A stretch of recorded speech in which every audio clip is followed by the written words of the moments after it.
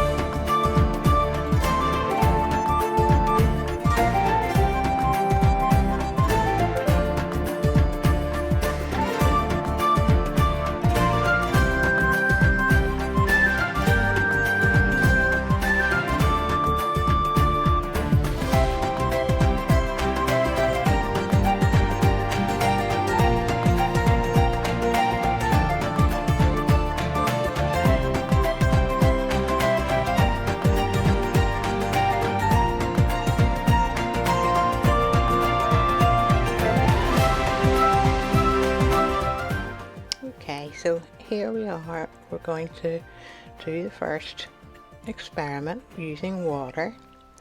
So they're all mixed up, the paints. I've done them the same way and layered them up the same colours for each pour. The water did feel a bit thinner than the other mixes, but I tried to keep them all as much the same consistency as possible. So already I'm sort of seeing some cells. It seems to produce cells when I tip the paint out of the little pot. There seems to be cells that form. I don't know if it's from doing that action of tipping the paint out, but I would get some cells already. So it's not looking too bad.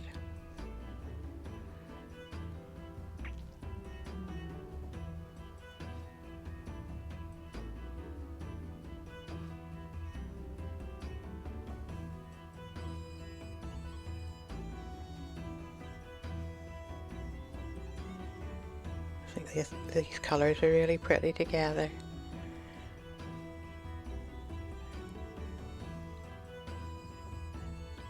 And they've all stayed pretty separate, which is good.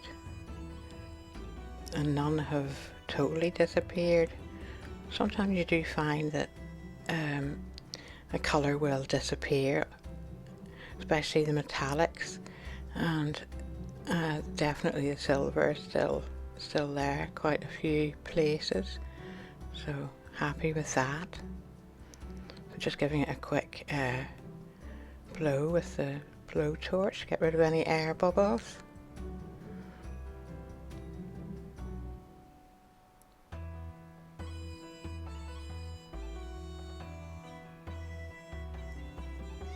And that's the first one done with the water.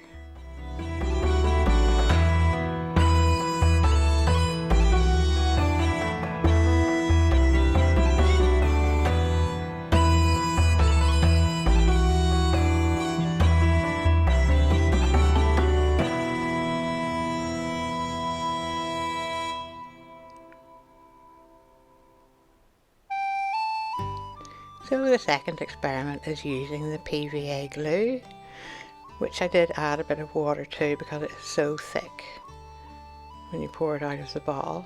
So I would say it's probably mixed with about a third water. You see the cells that appear after you've put the paint out of the little glasses. Sometimes I find it quite upsetting because I end up pouring the cells that I like over the edge.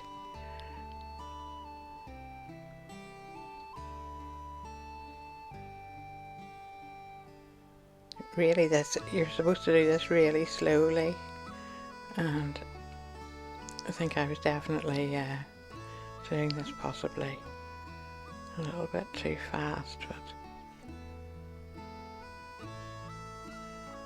so we can see all the colours still, but the one colour that I'm not seeing is very much as the white.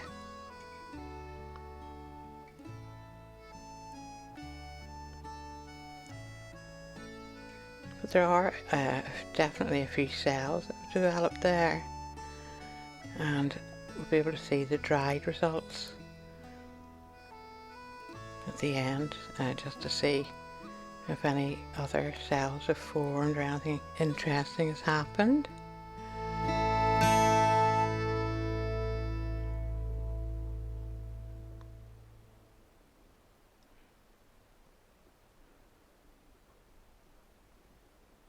I mean, it doesn't matter that you use the same colours and do each one exactly the same. You'll never get, even if you use the same mediums, you're never going to get to paintings. You're never going to be able to repeat a pour the same. You know, somebody says, oh, you know, I like that pour, can you do me one the same? But you never could. You just don't know what way the paint's going to go. Just a quick blast, get rid of the air bubbles there.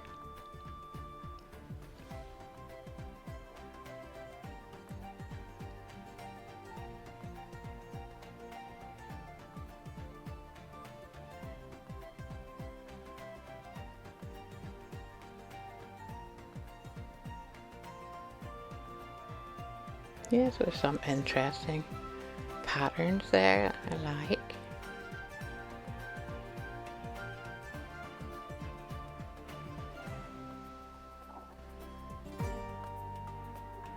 So the next one is Floatroll, which is the one that I would normally use, and I've had the most experience with of my few months that I've been doing this, but I must say I like the Floatroll. It's just that it is a little, I've actually worked out it's sometimes more expensive than the actual paint, so if I can find, you know, a cheaper alternative or something that I could mix in with the Floatroll, it would be great. So the colours are looking lovely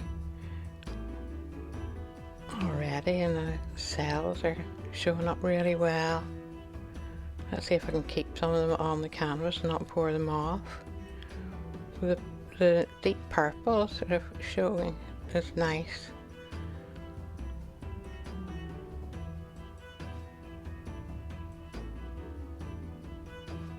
So just to remind that I've got all the colours of the paints all in the description box. It was all Amsterdam paint except the silver, which was Pebeo.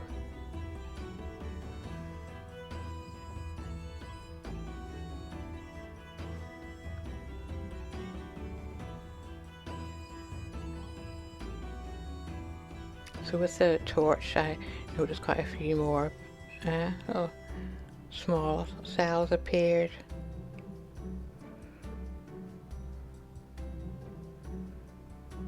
So then the more that you would stretch the canvas, then the bigger the cells would get, but there's so many, you know, compared to the last two pours, there certainly are a lot more cells have developed.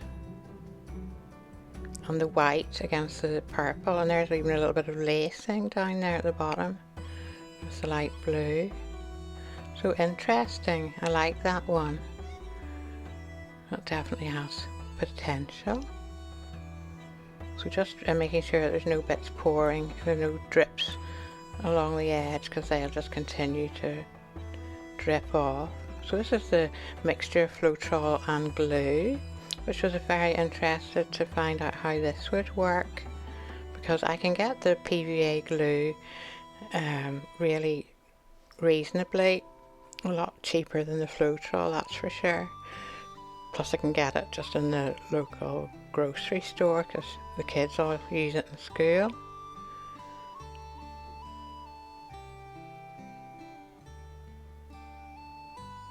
So far it's looking pretty good.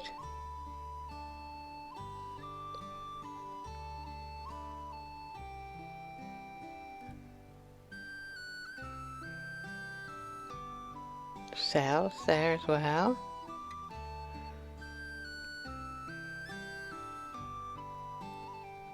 I will do some the next tutorials. I'll look into each different technique in more detail, because I've been using the flip cup for these. I do like doing the flip cup, but there's so many different techniques. It's just a matter of practicing and finding out which one you like. Now that's all really interesting. There's that lacing going on at the top and cells, a lot of cells and forming. I like that. Quick blast for the air bubbles.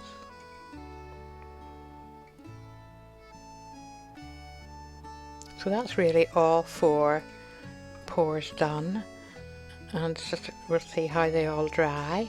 So we'll have a look at that shortly and show you the dried results.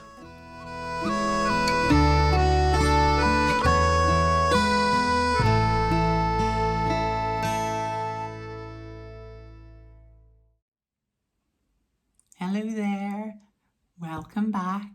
So this is the moment where we're going to have a look at the finished results dried, and just to see how they've turned out with the different mediums. So they were all 20 by 20 canvases, and the first one I've got here, which was quite interesting I think, is water alone. Now I think that is actually really nice, and that's got water. Are you seeing that all back to front? This is water on its own, and there are some cells in there. There's like a little tiny bit of lacing, but I was really pleased. You'll see the shimmer of the silver. So, I mean, really, I think it's really nice, and I definitely will be using water. So that was that. The second one was glue, back to front. It's okay, I'm not loving it. Maybe it's just the way that I move the paints around the canvas. There are some cells. Not a whole lot, but again, maybe a little bit of lacing. It's interesting. It's definitely different from water by itself. So that is the glue, PVA glue, really cheap school glue. Just mixed with a little bit of water because it is so thick when it comes out of the bottle. So that is the glue. So the next one I'll show you is the Floatroll. Right, well, look at the number of cells that we've got there. That is Floatroll. And I really like that.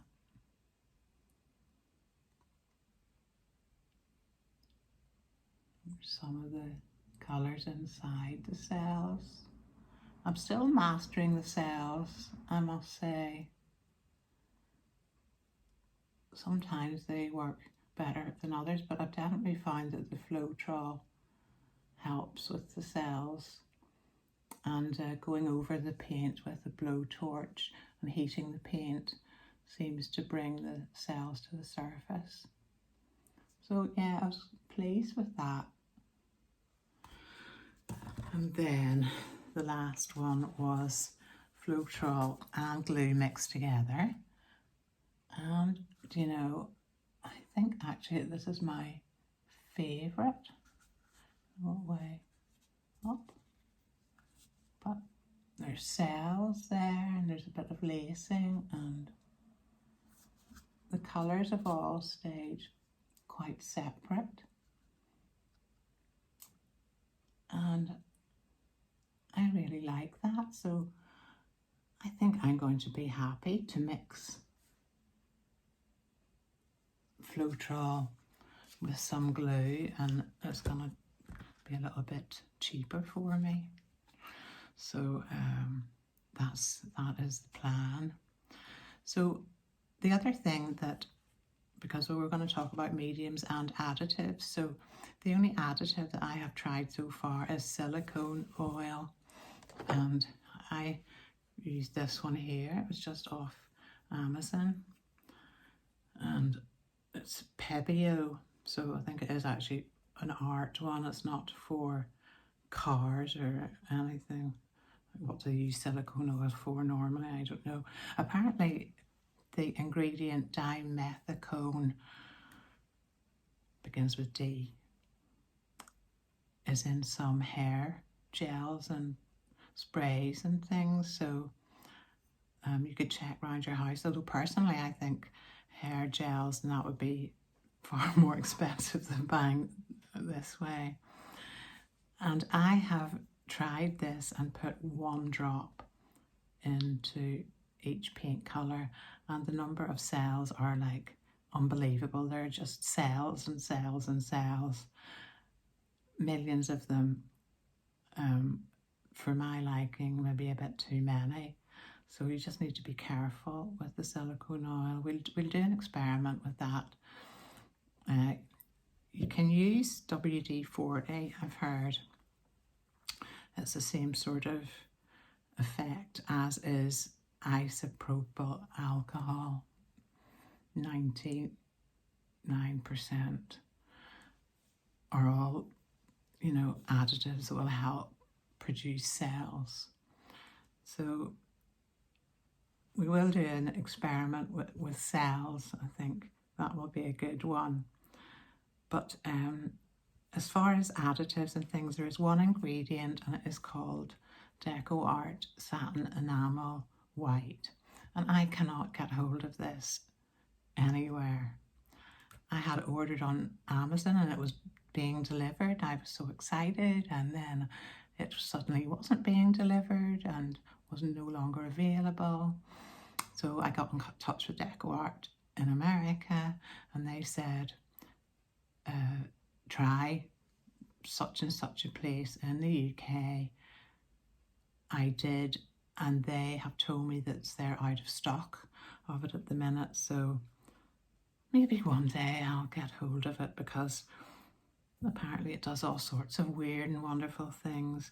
But for now, I'm happy just to experiment with the mediums, getting the right medium, and then experimenting with some of the different oils and things for the cells. So if you like. So just while we were talking about silicone and using some of the oil to promote cells in your painting, I'm just going to show you one that I did before, using 1 drop of silicone in the painting, and just look how many cells I got. It was just like a cell explosion. That was a swipe technique. Didn't really turn out exactly how I wanted, but I've got a whole pile of paintings that have turned out not exactly how I wanted. But it's all about learning and knowing what works best. So I'm not really overly fond of silicone, plus I discovered that it leaves, whenever the paint dries, it can sort of leave huge craters in the painting sometimes, and bring up colours from, you know, if you've used the canvas again, you a painting on it before, it does strange things, and it needs a lot of practice, and I'm just not a real huge fan at the moment. So we'll keep going. I'm happy with I love the Floatroll and the amount of cells that I get with that, and you never know, I might get some satin enamel and see how I get on with that. But stay tuned, and I'll let you know how I get on. Bye for now. Bye.